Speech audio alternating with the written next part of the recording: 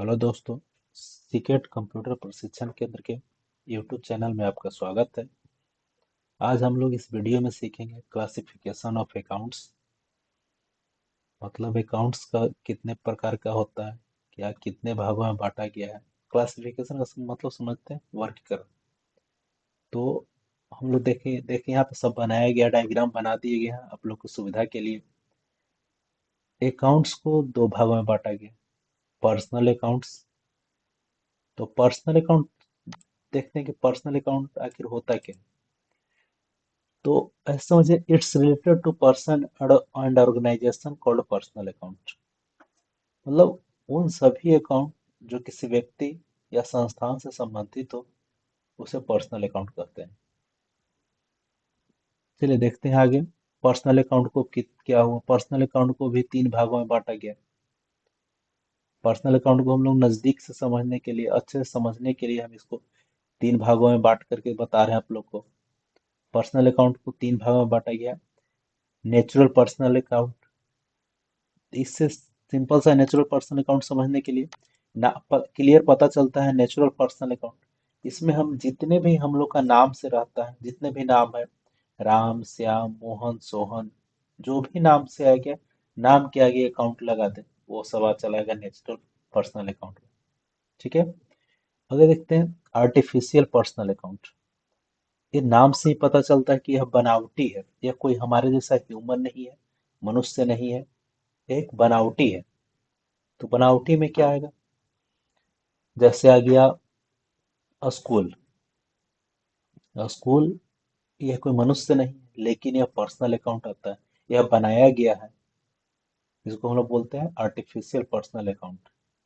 Bank, bank भी क्या है, कोई मनुष्य नहीं है, लेकिन ये एक आर्टिफिशियल है, पर्सनल है कि चीज।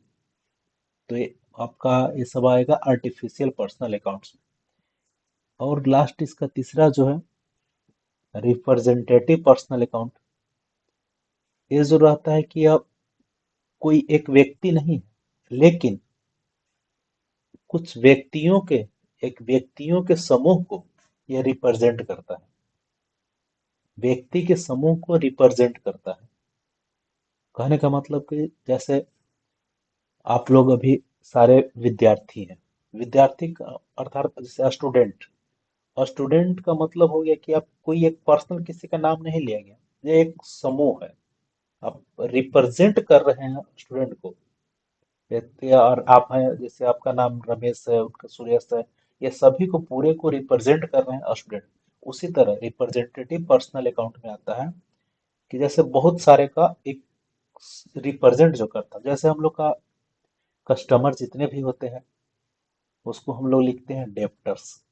तो ये डेप्टर्स तो हो गया रिप्रेजेंटेटिव पर्सनल अकाउंट हो गया, जिससे हमको सामान जिसको हम बेचते हैं। और जो हमारे सप्लायर होते हैं, जिससे हम सामान खरीदते हैं, उसको हम लोग बोलते हैं क्रेडिटर। तो समझ गए रिप्रेजेंटेटिव पर्सनल अकाउंट। एक बार और देख लें। पर्सनल अकाउंट मतलब नाम से ही पता चलता है, जैसे पर्सनल। तो ऐसे इसको बोल सकते हैं, हिंदी में बोलते हैं हम लोग व्यक्तिगत खाता।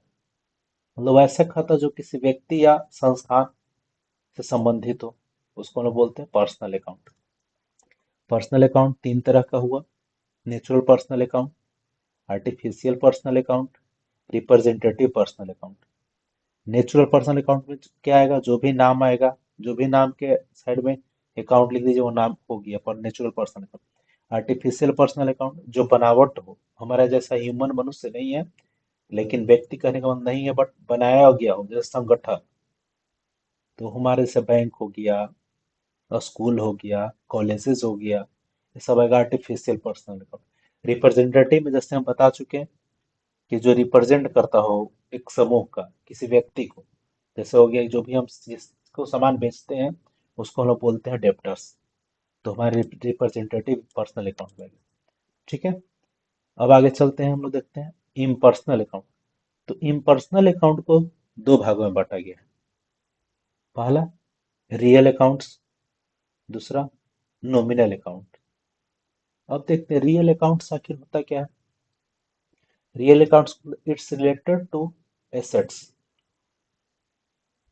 कहने का मतलब रियल अकाउंट हो गया वैसा अकाउंट जो सिर्फ संपत्ति से संबंधित हो, जो मनी हो, जो हमारा एसेट्स है, जो सिर्फ संपत्ति से संबंधित हो उसको हम बोलते हैं रियल अकाउंट।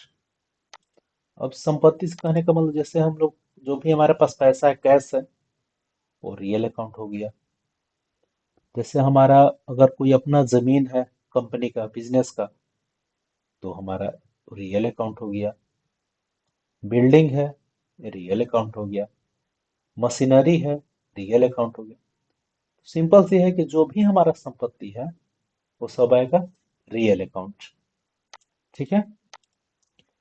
चलिए, दूसरा एक इसी का है पर्सनल अकाउंट का, नॉमिनल अकाउंट। नॉमिनल अकाउंट होता है, it's related to income and expenses and profit and losses. कहने का मतलब जो भी, जितने भी बिजनेस में आपका लॉस हो या एक्सपेंस हो या प्रॉफिट हो या इनकम हो, ये सभी को हम लोग बोलते हैं नॉमिनल अकाउंट। एक बार और ध्यान सुनिए, it's only related, it's related to income and profit and expenses and losses, called nominal account. जो भी खाता, जो भी अकाउंट हो जो खर्च हानि, आय व्यय से संबंधित हो, उसको हम लोग बोलते हैं नॉमिनल अकाउंट। अब इसमें क्या होगा, जैसे हम लोग जिस कंपनी में उसका रेंट दिए, खर्च है। अब जैसे हम कोई सामान हम खरीदे, खर्च हो गया। जो भी हमारा स्टाफ काम कर रहा है, सैलरी उसको दे रहे हैं, खर्च हो रहा है। तो कहने का मतलब जो भी हमारा खर्च होता हो या लॉस होता हो या हमको इनकम हुआ या प्रॉफिट हुआ, वो सब आएगा nominal account. Nominal account example अगर देखते हैं तो हो जाएगा रेंट, आपका वेजेस, सैलरी, ये सब आएगा नॉमिनल अकाउंट के अंतर्गत। और देखते हैं रियल अकाउंट्स को समझने के लिए आपको बताया गया, दो भागों में बांटा गया, टेंजिबल अकाउंट और इनटेंजिबल अकाउंट। टेंजिबल अकाउंट वैसे अकाउंट जिसे हम देख सकते हैं, टच कर सकते हैं, वो सारे अकाउंट्स होते हैं, वो है टेंजिबल अकाउंट्स। तो टेंजिबल अकाउंट्स होता है रियल अकाउंट के, मतलब कहने का मतलब वैसे संपत्ति, टेंजिबल अकाउंट भी संपत्ति के अंतर्गत ही आएगा।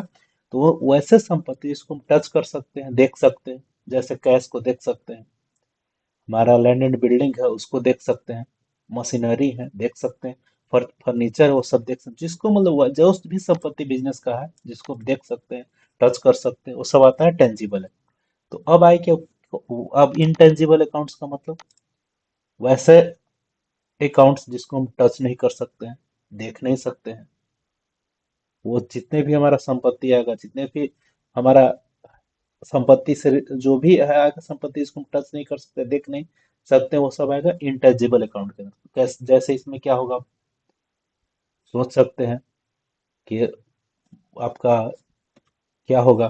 तो जैसे अब इसमें आ जाएगा, पहले हम बता चुके थे आप लोग को, गुडविल, ट्रेडमार्क, कॉपीराइट, ये सब जितने भी आएगा जिसको, और वह भी वैसा होना चाहिए जिसको, ऐसा नहीं कि जिसको टच नहीं किया वो सब चला इंटेजिबल अकाउंट, जिसको हम लोग मनी के टर्म में कन्वर्ट कर सकते हैं, उसको बेच सकते हैं मनी के टर्म पे। जैसे बताए थे ना, गुडविल का, ट्रेडमार्क, कॉपीराइट,